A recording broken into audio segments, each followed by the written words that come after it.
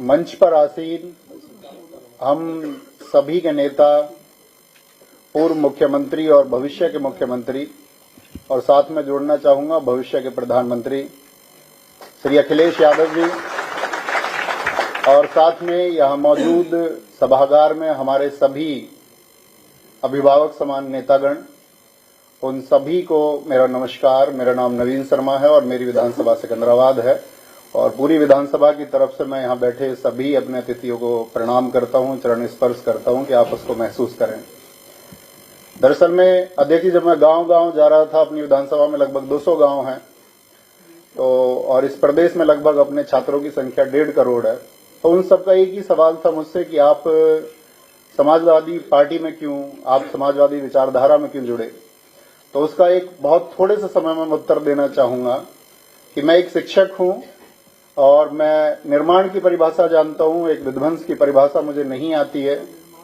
और इस समय की जो प्रदेश में सरकार है वो सिर्फ तोड़ना चाहती है, चाहे वो जातियों के नाम पर तोड़े, चाहे वो बुलडोजर के नाम पर तोड़े।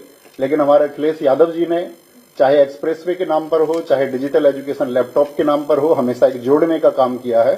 तो एक अध्यापक का घर सिर्फ और सिर्फ समाजवादी पार्टी ही हो सकती है। एक शिक्षित व्यक्ति का घर यदि वो नफरत को छोड़ करके उस पैमाने से देखेगा, एक इंसान के नजरिए से देखेगा, तो उस सबको, इस पूरे प्रदेश को अपना घर समाजवादी पार्टी दिखाई देगा।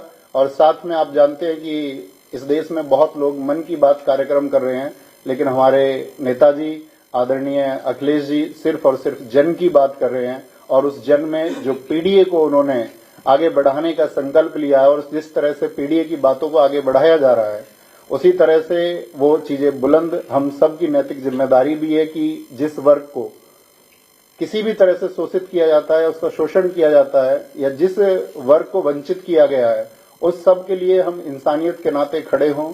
हम बटे ना, कोई हमको बांटने का भी प्रयास करे तो हम बटे ना, और हम कंधे से कंधा मिलाकर के आदरणीय अखिलेश यादव जी को 2027 में बहुत मजबूत बनाएं।